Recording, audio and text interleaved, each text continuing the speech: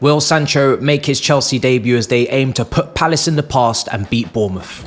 Yo people, welcome back to the YouTube channel. You already know what time it is. It's time for another video. Big up your damn selves in the building. Make sure you smash up the likes every single damn time and subscribe if you are new. Bournemouth versus Chelsea preview, and there's a lot to talk about heading into this game as we look to bounce back from that Palace draw before the international break. We do have some team news, unfortunately, that we must get into, and it's not good news. There are a couple of absentees, some injuries, and it's Lavia, it's Reece James, and it's Gusto. All out of the game on Saturday, 8 p.m. kickoff. Really odd, strange time, but we must hold that emphatically. So, what does that mean for our team? What does that mean for our team? Well, we'll get into that tactically in a minute, but let's start with the press conference where Maresca had to answer some interesting questions. I thought he dealt with it quite well. I actually liked his Chukwuemeka explanation because I felt it was logical. You know, I felt it was really logical to say, listen, he hasn't had much game time because of his injuries. We were maybe looking to loan him in regards to getting him 30 to 35 games consistently throughout the season and allowing him to, you know, find some form. But he hasn't made that exit. He hasn't made that move. So he does return to this team and be reintegrated slowly. I'm sure the Conference League games will be where he starts. And I like the talent. I've said that before. I think he's got great potential, but he does need to stay clear of injuries. And of course, more importantly, we are absolutely stacked in that number 10 position, which he obviously wants to float around and play in. Sancho's, Felix's, Nkuku's, Palmer's. There's a lot. So it's going to be very difficult for him, and I think in the end, with the amount of players we brought in, it probably would have been best for him to go out on loan, but that didn't work out for him. Benjamin James Chilwell is another player that seemingly looks like he's going to be reintegrated back in because he wasn't able to find an exit. I don't think he wanted to go, I'll be honest. I don't think he even tried to find an exit. I think he said to himself, do you know what? I make good money. You also kind of need to integrate me back in because are you just going to let my valuation fall to the floorboard? So you kind of need to at least give me an opportunity, at least in the Conference League games. And the one thing I will say about Chilwell, as much as I think we should be trying to cash in on him, I don't think his injury record's great, and I do think we can improve upon him. He is a player that overlaps at left back, and we don't really have many of those profiles and players. So when we talk about left wing profiles and players that maybe need that overlap, need that width, Sancho's, Felix's, Nkuku on the left wing, maybe that's how he gets in, but we'll talk. So with the presser, he gave us the updates. Then he went on to answer the ownership question very well. He sounded like a son that was in the midst of a divorce. His parents were at loggerheads over the international break, battling for custody, arguing over divorce papers, but he was shielded from the shit. And it seems like he's not traumatized just yet. Maresca is in the clear. He said he speaks to both parents, Todd and Egbali. He goes to Todd's on the weekends. He stays with Egbali during the week. And everything is moving swimmingly so far, but I'm sure there's carnage to come, so he should prepare himself mentally for that. But at the moment, yeah, he has good things to say about the ownership, so we have no problem with that. We move from that. Now, tactically, this game, obviously they signed a new striker from Porto for a significant amount of money to replace Solanke, but my biggest question mark is how are we going to deal with Tavernier at left wing, potentially, if he plays there. They've obviously got other options, Kluivert, but we know there's no Gusto in James, and I doubt the manager's going to throw in Achampong for a full debut start, maybe in the first start in the Premier League. And Caicedo can't really play as the inverted right back because we don't have enough midfielders available. So there's no talk of Dewsbury Hall really starting. He's not really mentioned much in pressers. So I'm assuming it will be a centre-back out there. Now, in the Conference League, we have played with a centre-back at right back in Disasi when we moved to a 3-2 build-up and the left-back tucks in. But I wouldn't like to see Disasi 1v1 with Tavernier. So I'm thinking in my head, are we either going to put Wesley Fofana in that area as a right back in a 4? Or are we going to put Tosin out there as a right back in a 4? I don't know, but I hope it's not Disasi because I remember the home game against Brentford where we lost 4-2, and I think he was culpable for quite a few of the chances that came down that right-hand side. I don't like him in that position whatsoever. Colwell, I'm sure, will start, and obviously Kukurea at the other side as well. The manager was asked about set pieces and how we defend those, and he did kind of combat that by saying we also score from set pieces, which that's great, but we do need to defend set pieces a hell of a lot better. Now, we do have a obviously new set piece coach that came in from Brentford. BCM was on his chest in the photo just near this tweet. I hope that doesn't stand for big chances missed because we cannot rely upon that for set piece defending. We actually need to head the ball away. So yeah, we hope and pray that that situation improves and resolves itself as the season goes on. So the defence, we know Sanchez will play. Backup keeper seemed to pick up an injury over the international, so the back kind of is right back is the only position where there's some sort of confusion. You guys let me know in the comments, who would you play at right back? Would it be Disasi? Would it be Tosin? Would it be Fofana? Would it be, would it be Acheampong? Chalobah could have maybe played there, but he's on loan at Palace, so I'm not sure what we're going to do. But right side of the flanks, I'm expecting Madueke. Of course, we've got Palmer, and now the left wing is the most interesting position because I'm sure Captain Enzo will start.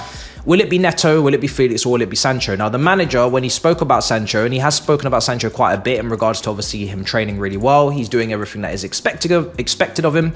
But at the same time, he's called him very good 1v1 in quite a few quotes prior to this quote. But with Sancho and Felix, they're not explosive, particularly, 1v1 demons in that aspect. I see them more as like 10s, connectors, players that if they are going to play on the left wing should tuck in heavily and should be involved in the, the give and goes, the flicks and tricks, the, back and forths, the 1-2s to try and navigate through whatever low block we face. And I think they're good for those moments. Sancho's got a lovely weight of pass on him. He's a good key passer. He had, great assists and expected assists at Dortmund when he was in fine form. And Felix has a goal in him, as we saw against Wolves, and I think they've both got a goal in them. They've both got a shot, a technique to them that could potentially be viable in that middle to get goals. But at the left wing, where you've got to get chalk on your boots, you've got to hold width because there is no overlapping left back.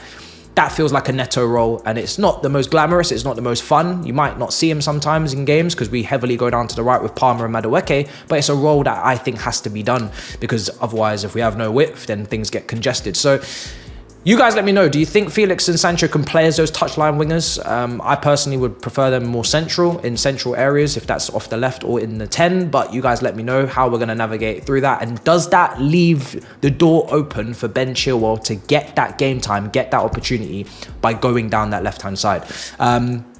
So do let me know.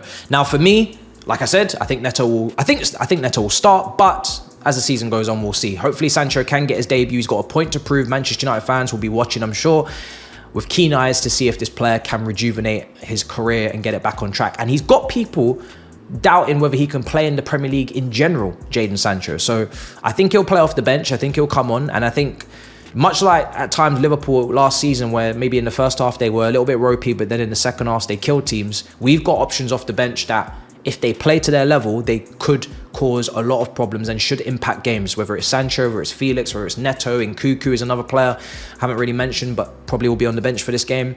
We've got enough attacking impetus and enough attacking quality, or potential, I guess, where we should be able to finish games strong. We should be able to take advantage of tired legs. When substitutions are made, we should be getting better and they should be getting weaker opposition-wise. We usually do pretty well when we travel to Bournemouth. We have been travelling well, at least this season, because obviously at home we've been dropping points. And I have predicted a 3-1 Chelsea win. But you guys in the comments down below, you will let me know, what do you think in regards to this game? How is it going to go? Are we going to win? Is Sancho going to make a start, debut, or is it going to be off the bench? Felix the same.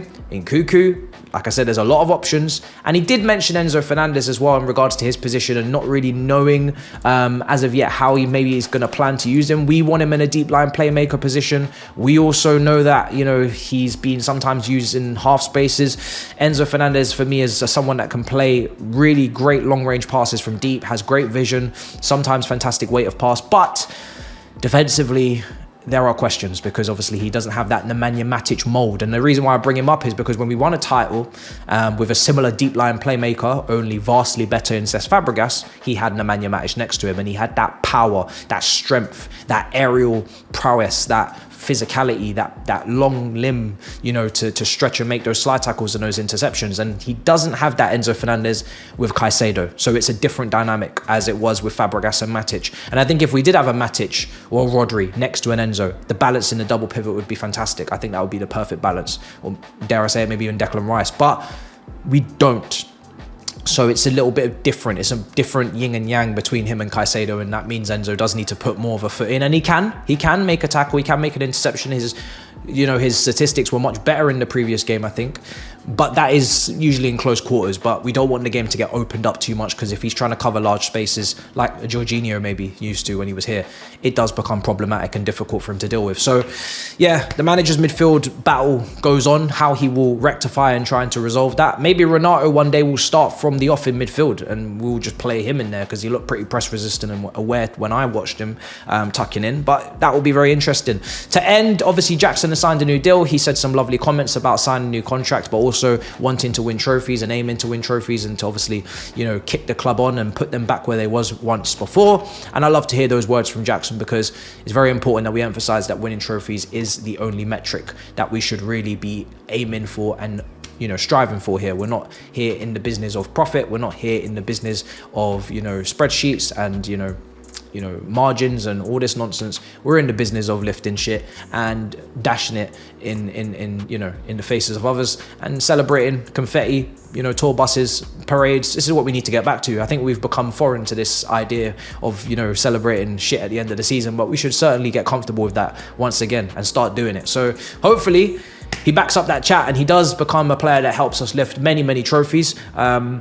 And yeah, that's what we need. That's what we need this season. We need to kind of get that monkey off our back. So guys, let me know in the comments down below, what is your score prediction? Make sure, if you haven't already picked your fantasy team, you pick it, because the fantasy league is hopping.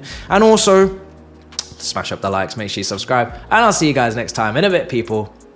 Peace.